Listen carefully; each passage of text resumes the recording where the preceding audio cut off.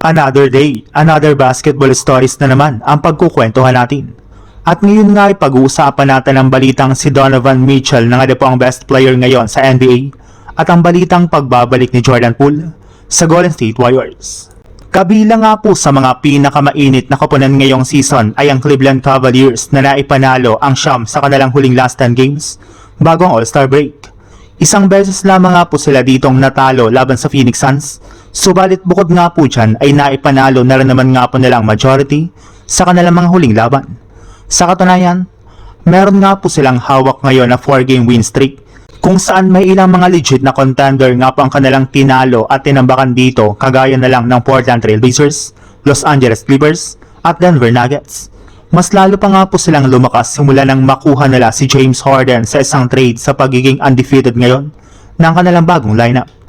At dahil nga po sa sunod-sunod na panalo ng Cavs, ay hindi na nga po naiwasan ng kanilang superstar na si Donovan Mitchell na magyabang sa nangyayari ngayon sa kanilang kupunan. Ayon nga po sa naging pahayag nito sa kanyang interview sa ginanap na All-Star, matapang nga po nitong sinabi na siya nga pong may tuturing na best player ngayon sa buong NBA.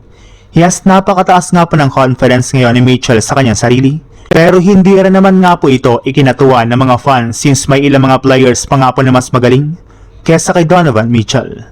Sa ibang balita naman, naibalita na nga po na balak ng Golden State Warriors na gamitin ang kanilang isang bakanting pwesto para makakuha ng at least isa pang bagong center na kapalitan ngayon ni Kristaps Porzingis sa kanilang lineup. At isa nga po sana sa mga big man na pinaplanuhan nga po nilang kunin ay si Mason Plumlee, na siyang isa sa mga pinakamagaling na free agent ngayon matapos nga po siyang i-waive ng OKC Thunder ilang araw lamang ang nakakalipas mula nang ma-trade siya dito. Hindi para naman nga po pwedeng pwersahin at paglaruin ng sunod-sunod si Porzingis kaya kailangan nga po talaga nila ng kapalitan nito sa kanilang frontcourt. Pero bago pa man nga po makuha ng JSW si Mason Plumlee ay nagawa na nga po sila ng San Antonio Spurs na binigyan ito ng 10-day contract. Ngunit kung ang mga fans nga po ng JSW ang tatanungin, kesa nga po kumuha ng bagong center ay mas gusto nga po nalang kunin at pabalikin muli sa kanilang lineup ang kanilang dating player na si Jordan Poole na hindi na rin naman nga po nakakapaglaro sa rotation ng New Orleans Pelicans. Mas mabuti nga po kung bumalik ito sa JSW para maging backup ulit ni Stephen Curry sa kanilang bench na siya magpapalakas sa kanilang lineup.